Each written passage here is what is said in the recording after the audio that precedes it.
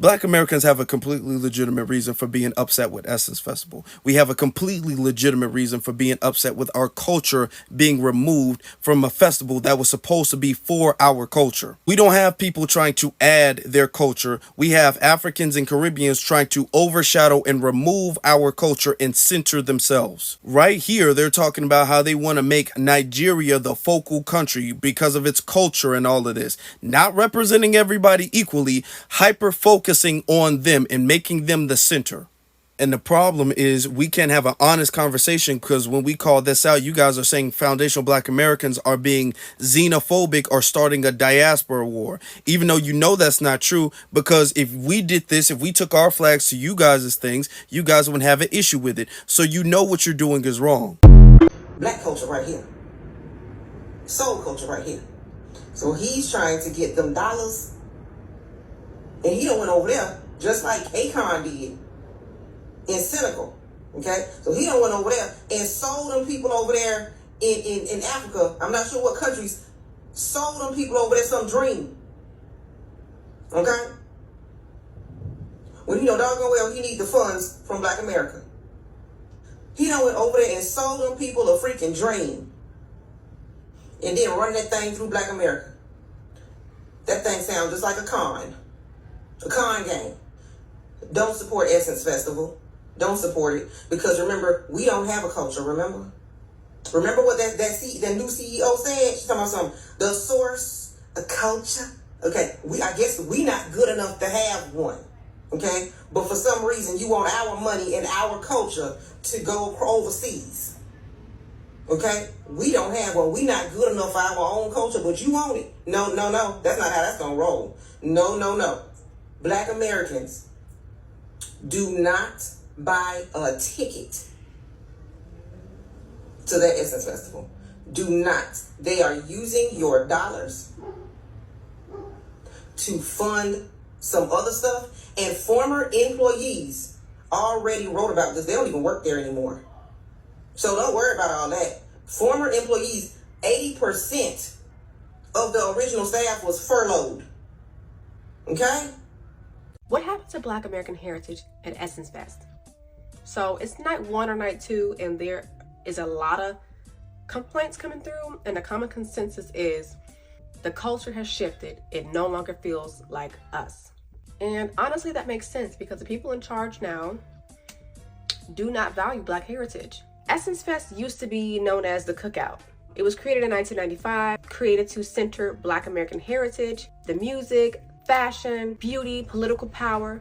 It was basically like the family reunion created by Black people for Black people. Soul food, a little gospel, a little trap, NOLA. It was a culture that you felt deep in your chest. But now, not so much. It feels somewhat curated, corporatized, and it no longer feels like it centers us.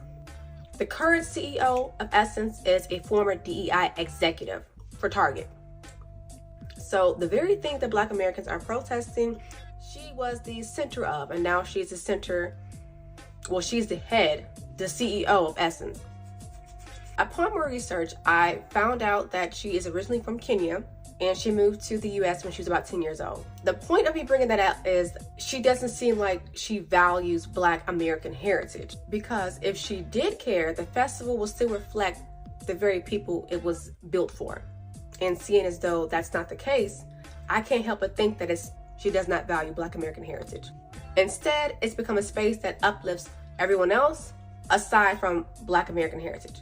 That shift is starting to feel really intentional. Local Black vendors are being pushed out. Local creators and influencers are overlooked completely, all while being the very representation that is needed for Black-centered heritage in the South. It doesn't make any sense to me. It has slowly become a place that has been curated for optics and not community. This very thing is exactly what I was talking about in my previous videos when I asked the question, where are the Black American beauty creators? The answer is, we're being pushed out of the very spaces created and centered for us. And not just pushed out of these spaces like Essence Fest, but panels, brand deals, sponsorships, media. And all of this didn't happen by accident. It has happened through leadership, branding pivots, and sponsorship deals that prioritize global Blackness. Global Blackness, a movement that often leaves out the specific culture and heritage of Black Americans. And when brands talk about inclusion but sideline the very creators who made the culture, we should all be asking, if Essence no longer feels like us, who is it for? As someone who would be considered both FBA and Caribbean, it's one of those things where I can understand both points of views. It's not a right or wrong answer for me. It's a understanding of both point of views. I myself am from the United States, born in North Carolina to a Texan father and a Caribbean West Indian mother. My father traces his family back New Orleans, Texas, 3, 4, 5, 6, 7 generations. No Caribbean on either side. For me, I would be considered the tether, right? I would be the one that has both in me. Born in the U.S., raised in the U.S., but raised by a Caribbean mother. Only really knew my Caribbean side of my family. Didn't really understand outside of the public school system anything that was going on in terms of Black identity as a child. I wasn't raised with the knowledge of the Black Panther Party.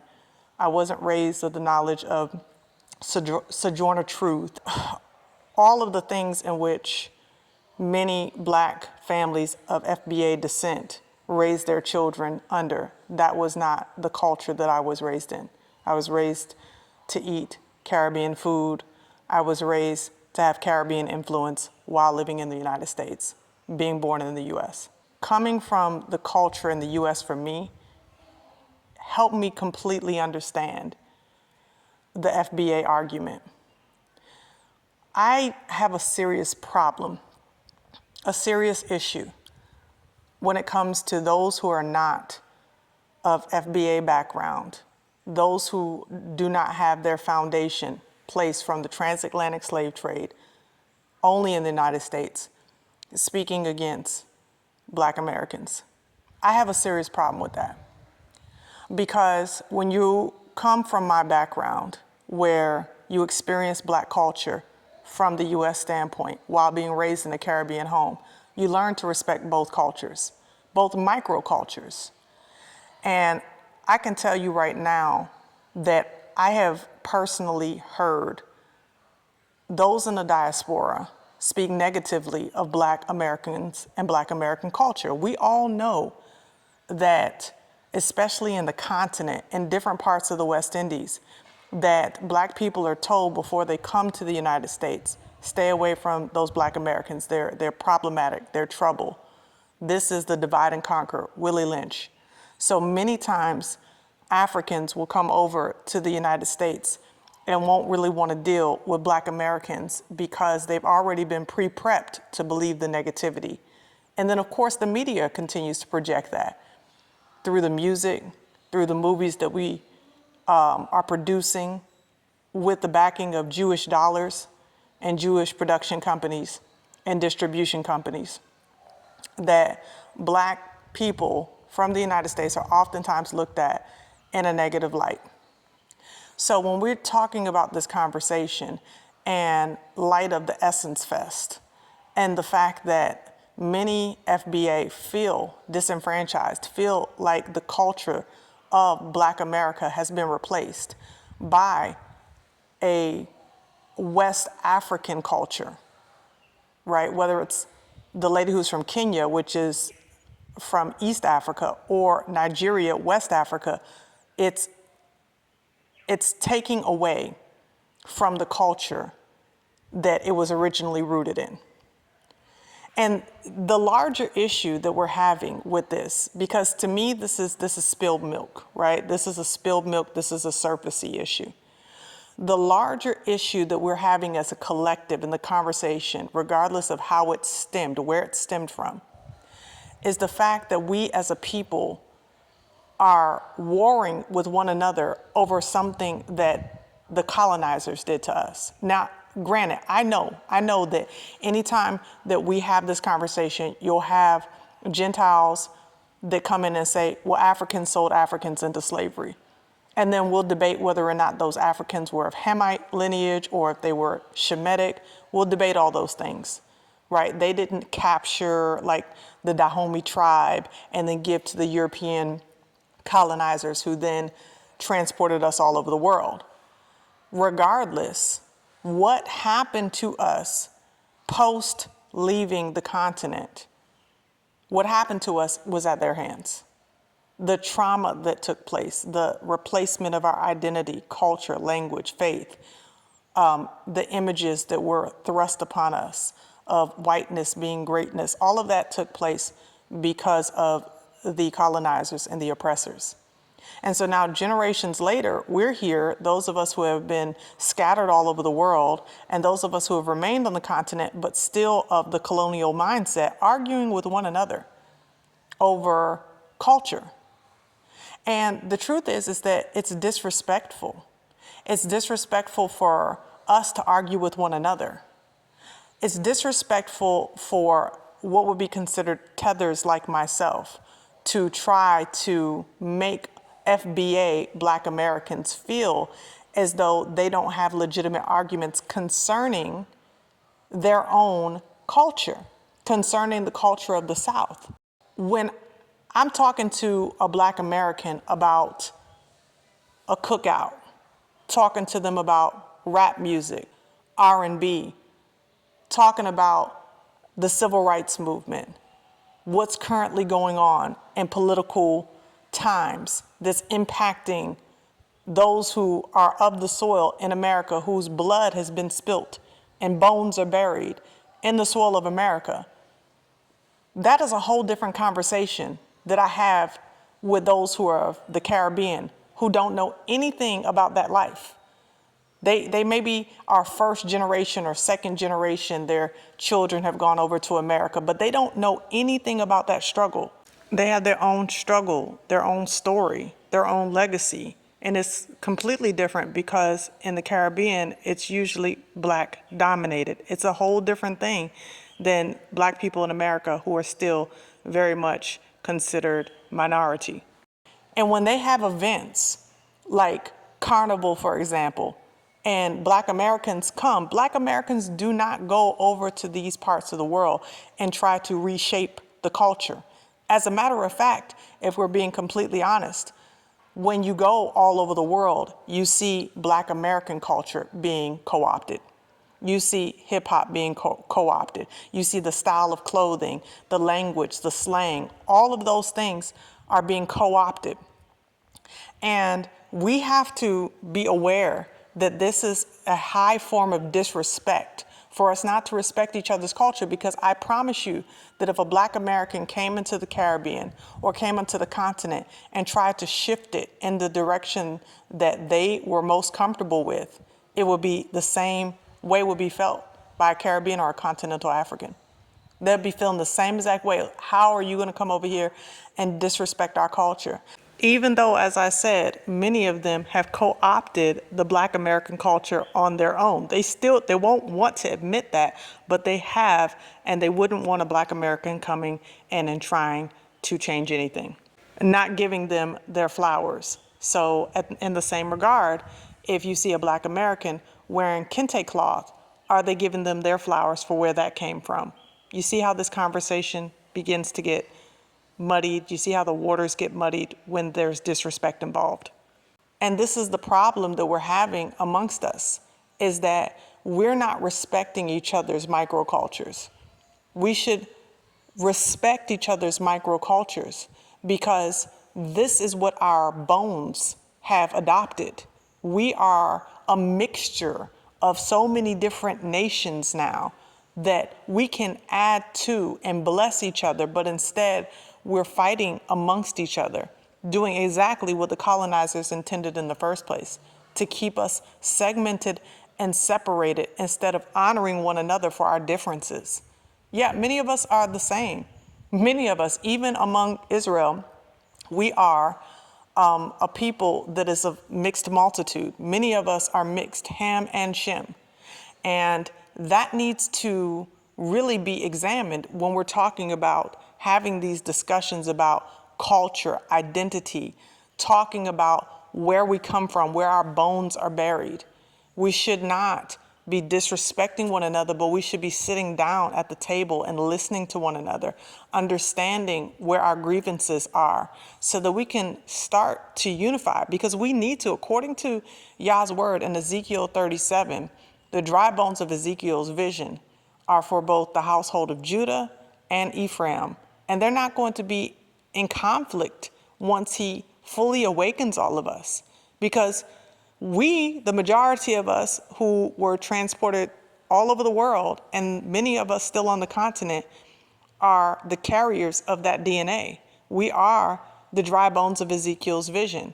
And so if we're arguing with one another, if we're fighting with one another and leaving it there and never saying, let's sit down at the table, let's have respectful discourse, and let's learn to hear each other out, then we're going to continue to allow those who have divided and opposed us from the beginning to remain above us, and we stay low to the ground. And I don't know about y'all, but I'm pretty tired of us as a collective staying low and staying oppressed, and these nations being able to collaborate and unify even when they're in conflict with one another, even when they're in war with one another. They still get out of their emotions long enough so that they can collaborate and exercise control over us. We have to recognize what's going on here, because this is bigger than an Essence Festival. This is bigger than who now owns Essence. This is bigger than what Essence represents. This is about the collective of us all over the world who have been misplaced, who have been oppressed, who have been subjugated, who have been relegated to microcultures and not knowing the fullness of who we are. So we should respect each other and what we bring to the table, but use it for our collective benefit rather than our disenfranchisement. Again, I say this as one who would be considered a tether. I say this as one who would be considered both FBA and of Caribbean descent. And I understand that there's a lot of passion surrounding these conversations, and I respect my brothers and sisters that are in the United States as much as I respect my brothers and sisters in the Caribbean and the continental African brothers and sisters as well, because when I look back at my DNA, it places me in Nigeria, of the Igbo tribe, of Igbo stock. So we have our roots in the continent. We're all one people. And I would really think that it was high time that we started acting like it. Now, this is what I'm thinking. You let me know in the comment section below, but I think that this would make an excellent panel discussion. One where we can have those of us from different parts of the diaspora, whether we're from the United States, Canada, Europe, Asia, Caribbean, the continent, wherever it is that we're from. If you guys would like us to have a panel discussion, if you would like to participate in the panel discussion, do me a favor in the comment section below and let me know what your thoughts are, because I would definitely like to see. I think we need to engage in more of these conversations so that we can get outside of ourselves for a minute, and also that we can get back into the collective of unification and learning to love one another. Well, those are my thoughts. Please let me know what you think in the comment section below. Don't forget to like, share, and subscribe.